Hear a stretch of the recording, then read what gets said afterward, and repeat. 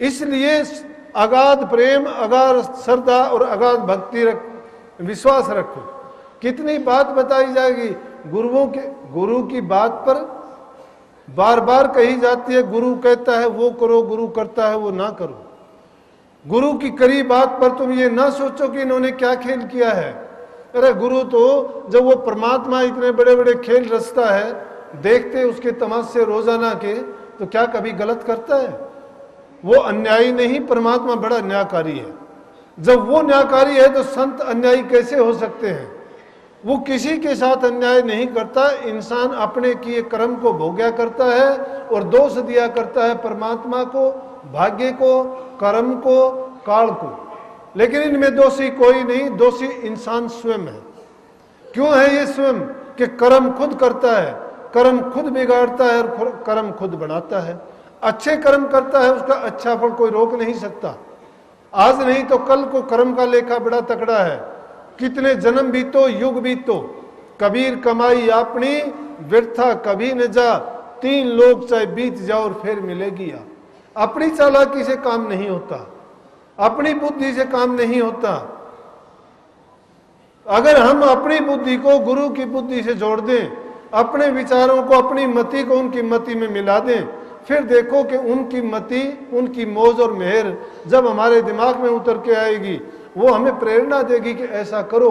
और करने के बाद हम पाएंगे और कहेंगे कि भाई बड़ी दया हो। ये गुरु भगत जानते हैं, दूसरे लोगों के बस की बात नहीं है। वो तो इन बातों को ऐसा ही समझेंगे जिस प्रकार से कबीर साहब के टाइम में उनकी बाणियों को क्या कहते हैं कि पाड़ियों के गीत हैं ये, कि पाड़ी लोग गाया करते हैं, कबीर साहब के दया से गीत हैं। लेकिन आज कबीर साहब की बाणी को उठा के देखो ना, एक बात की भी व्याख्या कर दे तो बड़े से बड़ा विद्वान उसमें, मैं कहता हूं कि गुम हो जाएगा, बोल नहीं पाएगा, क्या व्याख्या करेगा। ये विद्या का, चतुराई का, बुद्धि का मामला नहीं है। ये करनी का मारे गए नहीं बुद्धि विचार, बुद्धि छोड़ करनी करे तब पावे कुछ सार। अपना अपना कर्म, बाप का कर्म बाप भोगता है, बेटे का कर्म बेटा भोगता है। दुनियादारी की बात में तुम अगर किसी को अपना समझते, कोई अपना नहीं है। ये बंधन, ये लोगों जुड़ाव, ये परिवार, ये समाज, ये हमने बनाए हैं। और ना हम कोई किसी के साथ जाता है, ना कोई किसी का दुख दर्द तकलीफ बता सकता है, तो फिर उसको अपना कहते हैं। हमारे से अंधा और कौन होगा? जो हमारा निजी काम है उसको तो हम भूले हुए हैं। हमारा निज काम क्या था? हमारी रूह की बेहतरी के लिए कर्म करना चाहिए था। और वो कर्म कहाँ होगा? वो गुरु की शरण में होगा, और कोई रास्ता नहीं है। तो इसलिए कहा कि गुरु के नाम भी नहीं निस्तारा, जाग जाग नर क्या सूत्या। अरे संसार के पदार्थों को चाहते हो, संसार का जीवन जी के अपने आप को सुखी मानते हो, संसार की चीजों, भोग और विषयों में पढ़ के सोचते हो कि मैंने बड़ा आनंद लिया, लेकिन आनंद नहीं लिया। इनकी तासीर आनंद की जरूर है, लेकिन अंत बहुत बुरा है। संतों का नाम कड़वा जरूर लगता है। महाराज जी ने लिखा, कड़वा नाम कुनीन है, डरता है बीमार, तारा चंद जो खाएगा तो उतरे तुरंत बुखार। कि ये नाम कड़वा तो इतना लगेगा कि जिस तरह से कुनीन देने से मन आदमी का कितना खराब हो जाता है, सब कुछ कड़वा हो जाता है। लेकिन खाने के बाद बुखार से निजात मिल जाती है, तुरंत उतर जाता है। इसी प्रकार से आप और दुनियादारी के काम करोगे, गप मारने बैठ जाओगे, दूसरे की बुराई निंदा करने बैठ जाओगे, घंटों तक करते रहोगे, थकते नहीं कभी। और वो दिलचस्पी लेते लेते तुम्हारी आदत बन जाएगी। तुम्हारे मन को आदत होगी कि बिना निंदा चुगली के तुम्हारा काम नहीं चलेगा। अपनी नहीं बल्कि दूसरों की बात करे तो उसका क्या हाल है, उसका क्या चल रहा है, मैंने उसका ये सुना था, मैंने उसका ये सुना था। हमारा क्या मतलब? तुझे पढ़ाई क्या पड़ी, अपनी आप नमेड़। लेकिन पीछे बीत गई उनके लिए कहते हैं, बीती ताई बिसार दे, आगे की सुध ले। जो बीत चुकी है उसका क्या पछताना है, गई वो तो। लेकिन करना क्या है, जो आगे है उसकी सुध ले लो तो भी सुधर जाएगा। कबीर साहब ने कही कि कबीरा तेरी बाड़ी लीचू आने का, रही सहील ने बटोर ले, दोलड़ी ही बन जा। अच्छा सूत नहीं बनेगा तो कोई बात नहीं, रही सही जो बची है, जो जीवन है आपके हाथ में, पीछे गया उसको भूल जाओ कि क्या बीती, क्या किया, व्यर्थ खोया नहीं। उस पछताव में और उन्हीं विचारों में रहोगे, कुछ नहीं मिलने का। उसको एकदम पीछे छोड़ दो, भूल जाओ, पर्दा डालो। लेकिन आगे जो तुम्हारे हाथ में है उसकी करनी करो, उसको अपनाओ। परंतु जब तक हमारे दिल में प्यार नहीं है, सेवा का भाव नहीं है, नम्रता दीनता नहीं है, अभिमान है, मान है, गुमान है और संसार के पदार्थों की ललक है हमारे दिल में, और अगर हम संसार के पदार्थों के लिए ही अपने जीवन को ढालते हैं और उनके अनुरूप काम करते हैं, तो हमारा जीवन बेकार चला जाता है। जो हुआ है उसको भूलो। अगर नहीं भूलोगे तो कब तक उस दुख में जलते रहोगे? वो दुख तो हमें हमेशा आगे तक जलाता रहेगा। नहीं, जो बीत गया है उसको तो इस तरह से कहते, वो वापस आने का नहीं है। एक बार जो चीज जा चुकी है वापस नहीं आएगी।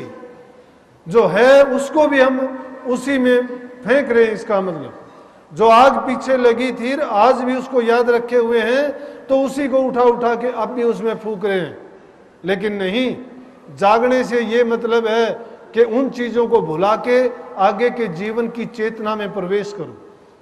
उस भ्रम की नींद को तोड़ो, उस सपने में जीना छोड़ो और असलियत को पहचानो। और वो असलियत है कि गुरु के नाम से तुम्हारा जीवन सुधरेगा और कोई रास्ता जीवन सुधारने का नहीं है। उसमें कितना भी कह दिया कि जोगी हो गया जटा बधाली, अंग रमाली भयभूता, दमड़ी कारण काया फूकली, योग नहीं तेरा हट जुटा। अरे योगी हो जाते हैं, जटा बढ़ाली, राख लपेट ली, बाणा बदल लिया, शरीर पे धारण कर लिया और फिर दमड़ी दमड़ी मांग कितने फिरते हैं। इस पेट के लिए, तन के लिए कपड़ा चाहता है। जरूरत है इंसान को, तन को कपड़े की जरूरत पड़ेगी। काम करो, मेहनत करो, ईमानदारी हक हलाल की कमाई से मिलेगा। पेट भूखा है, भूख रूपी अग्नि पेट में जलती है। कोई नाम भक्ति, कोई गुरु की भक्ति, कोई किसी की सेवा नहीं कर सकेगा। जिसका पेट खाली है वो कुछ नहीं कर सकता। पेट ना पई रोटियां सारी गल्ला खोटियां। पहला साधन अपने पेट को भरने का करो, अपना काम करो लेकिन हक हलाल और ईमानदारी का कमाओ। दूसरा है तन ढांपने के लिए कपड़े की जरूरत है, वो अपना काम करोगे, कमा के खाओगे तो आपको मिलेगा। तीसरी जरूरत इस शरीर को लकोड़ने के लिए, सर्दी गर्मी से बचाने के लिए घर की आवश्यकता है। जिसके पास ये तीनों हैं तो उसको दूसरी तीन चीजों की जरूरत पड़ेगी। फिर वो भक्ति के रास्ते पर क्यों नहीं आता? फिर उसको साधन अभ्यास और भजन करना चाहिए। सुमरण भजन ध्यान कहो, साधन अभ्यास कहो, या नाम की कमाई कहो, या गुरु की भक्ति ये कहो। लेकिन वो सब कुछ मिलने के बाद भी आदमी ये पाखंड करता है उस राम के का अपने तन पर मोहर लगा के, जटा रखाने से नहीं, कपड़े रंगने से नहीं, भभूत लगाने से नहीं, लेकिन मन को सजाने से वो परमात्मा खुश होगा। और वो कब होगा? जब जाग जाओगे। संसार की तरफ से हम क्या है, जागे हुए हैं, लेकिन नाम की तरफ से हम सोए पड़े हैं। ना हमें नाम याद है और ना ही हमें वो आगे का जीवन याद है कि हमारी हालत क्या होगी।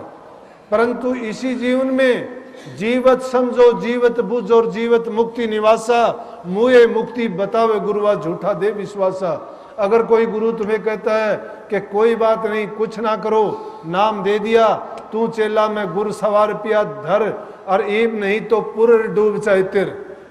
क्या कहते हैं? ऐसे गुरु बना लेते हैं, कन फूके गुरु हैं, कान में फूक मार दी, झोटे गुरु हैं, बाहर लदाए फिरते हैं। नहीं, जिस गुरु के पास ज्ञान नहीं है, जो गुरु खुद रोशन नहीं है, रोशन चिराग के पास जाओगे तुम्हें रोशन कर देगा। जिसके पास ज्ञान बुद्धि विवेक नहीं है, जो शब्द नाम की शिक्षा ज्ञान नहीं जानता, जो खुद अज्ञानी है, तुम्हें क्या ज्ञान देगा? गुरु का यही काम है कि तुम्हें अंधकार मिटा देगा, तुम्हारे भ्रम निकाल देगा। लेकिन गुरु की जो बात को मान लेगा वही उन भ्रमों से निकल सकता है, और वो मिलेगा मर जीवा। मैंने थोड़ी देर पहले कही, जो मर मर के जीने वाला हो, संसार की तरफ से मरना पड़ेगा। ये दुनिया ताने देगी, कोई मजाक उड़ाएगा, कोई हंसेगा आपकी बात पर, घरवाली बीबी ताने दे देगी, बच्चे दे देंगे, लोग कहेंगे। मैं अध्यापक था, स्कूल में जाता था, आश्रम में महाराज जियों के पास आता, बने मेरा स्कूल के साथ के अध्यापक मोटा करने लग गए थे। मोटा, अब मोटा करने से लोगों को गुस्सा आता था, मैं खुश होता था। बोला एक कमाल की बात है, कोई अगर किसी को कोई बुरी बात कहता है वो नाराज होता, तू हंसता क्यों है? मैं बोला मोह ढा का मतलब क्या होता है पता है तुम्हें? बोले कि ना, मोह ढा का मतलब होता है जिसने अपने मोह को छोड़ दिया, और मोह को छोड़ दिया इसका मतलब मुक्त हो गया। वो मुक्ति के लिए तो बड़े बड़े योगी, तपस्वी, संत, महात्मा, फकीर दौड़े फिरते हैं, और तुम मुझे सहज में ये उपाधि दे रहे हो। मोटा का मतलब है जिसने अपने मोह को ढा दिया। इसीलिए संतों की बात है कि जीवत समझो। अरे इसी जीवन में नहीं समझा तो क्या समझा? जीवत बूझो। और इसी जीवन में अगर कोई उलझन है, कोई भरम है, नहीं पूछ सके तो तुम्हारा जीवन बर्बाद चला जाएगा, वक्त गुजर जाएगा। किससे पूछोगे? फिर 84 में जाओगे, फिर सुस्से मुस्से कुत्ते बिल्ली बन के आओगे, क्या फायदा होगा? ये दुर्लभ दे पाई बड़ भागी, नाम न जपी ते आत्मघाती। दुर्लभ शरीर मिला है, जो नाम को नहीं जपते वो आत्मघात करते हैं। आत्मघात सबसे बड़ा जुल्म है, पाप है। दूसरे का पाप करते हो कोई नहीं, लेकिन तुम तो अपनी आत्मा की घात करते हो जो नाम को नहीं जपते, गुरु के जगाने के बाद नहीं जागते, भरम में सोते हो। इसीलिए गुरु का नाम क्या है कि गुरु के वचन को जब मानते चले जाओगे, अपने आप मन के भरम निकलते जाएंगे और पर्दे हटते चले जाएंगे, और मन पाक और साफ होकर उस मालिक की तरफ जो उसकी परम तत्व का रास्ता है उस मार्ग पर चल पड़ेगा, और वो है सूरज शब्द का मार्ग। सूरज शब्द अनुभव रूपा, तू तो पड़ा भरम के कूपा। और वो अनुभव से मिलेंगे। अनुभव अभ्यास करने से होगा, अभ्यास गुरु की शरण में होगा। इसलिए गुरु का संग करो, गुरु के वचन की पालना करो, गुरु की सेवा करो, गुरु से प्रेम का संबंध बढ़ाओ, उन पर श्रद्धा, यकीन और विश्वास लाओ। तुम्हारा काम सहज रास्ता यही है। भाई मैं तो धन्य समझता हूं, अपने आप को धन्य समझता हूं, मेरे जीवन को। अभिमान से नहीं कहा, लेकिन ये बात मैंने किस में कही? अभिमान किस बात का? वो तो एक सेवक की बात भी आती है। कोई एक जना था, बात बात पर अपनी बड़ी बड़ाई करता था। लोग जाके उसके गुरु से कहने लगे, जी आपका शिष्य बड़ा अभिमानी हो गया। बोला कैसे भाई? कहता है जी बात बात में ये कहता है कि मैं ये, मैं वो, मैं ये। उसका गुरु कहने लगे, अरे मैंने ये सुना है। बोला हाँ जी कहता हूँ। बोला वो कैसे? बोला आप नहीं मिलता तो ये बात कैसे होती, कि आपके बिना ये कैसे होती? अरे इस शरीर की क्या बढ़ाई है, इसमें लाखों दोष भरे पड़े हैं। अगर हम अपने शरीर को देखते हैं, हमारे जैसा पापी दुष्ट नहीं है। जितने खोट हम में इतने दूसरे में नहीं है, लेकिन हम दूसरे की तरफ उंगली उठाते हैं, अपनी ओर नजर नहीं करते। अगर कोई हमारी इतनी बुराई करता है, उसकी तरफ हम उसकी जान लेने के लिए तैयार हो जाते हैं। क्यों हो जाते हैं? कि उसने हमारी बुराई बता दी। लेकिन तुम रोजाना अपनी बुराई देखते हो, शीशे में दर्पण को उठा के अपनी आंखों के सामने लगाते हो कि देखूं कोई मूंछ का सफेद बाल तो नहीं है, कहीं कोई दाग धब्बा तो नहीं है। और उसको देख के अगर तुम्हारे कोई घाव है, कोई चोट है, और वो शीशा तुम्हें सफाई से दिखा दे कि तेरा मुंह टेढ़ा है, तू भद्दा लगता है, तेरे मुंह पर छाई पड़ गई, तो शीशे को तोड़ते हो? कभी नहीं तोड़ते। लेकिन शीशे में देख के क्या करते हो? उनको छिपाने की कोशिश करते हो। कोई क्रीम लगाता है, कोई पाउडर लगाता है, कोई भस्मा लगा के बालों को काले पीले कर लेता है, लेकिन दबाते हो उन बुराइयों को। अगर इंसान तुम्हारी कोई बुराई को उजागर करता है तो उसका भी एहसान मान्या करो कि धन्य जो काम मैं नहीं कर सकता था, मैं तेरा एहसानमंद हूं, तूने मेरी बुराई बता दी। इसलिए मैं तो कहता हूं कि मैं धन्य समझता हूं अपने जीवन को। सतगुरु की शरण में गया तो कम से कम आप भाइयों में बैठने लायक बना दिया, नहीं तो इस जीवन का आता पता नहीं होता कि क्या होता। कितने पाप इससे हो जाते हैं, कितने जुल्म इससे होते। अब परवाह नहीं है। क्यों नहीं परवाह? ये नहीं कि मैंने करनी कर ली, ये नहीं मैं कोई सिद्ध महात्मा हो गया, लेकिन गुरु की ताकत है, गुरु की शक्ति है। और ये भी है कि जो लोग आते हैं उनके काम होते हैं। क्यों होते हैं? कि मैं कभी गुरु बनता नहीं इसलिए होते हैं। कौन करता है? मेरा गुरु करता है। आप कहोगे गुरु हाजिर नाजिर होता है, गुरु जाता नहीं है। गुरु तुम इंसान को समझते हो, मैं इंसान को नहीं, शब्द को गुरु मानता हूं। और वो शब्द विभिन्न रूप धर के आता है, कभी कोई रूप धर के आया, कभी कोई रूप धर के आया, लेकिन देह रूप में आया तो प्रगट रूप में नाम धरा। शब्द प्रगट जब धरिया नाम, और शब्द गुप्त जब रहा नाम। जब वो शब्द प्रकट होता है तो उसके नाम रखे जाते हैं, और जब वो शब्द गुप्त होता है तो अनाम होता है, उसका कोई नाम नहीं है। तो हम भी बेनामी बेगाम के बेतन मारा शहर उबट गेला में चला जो चला हमारी गेल, समझे।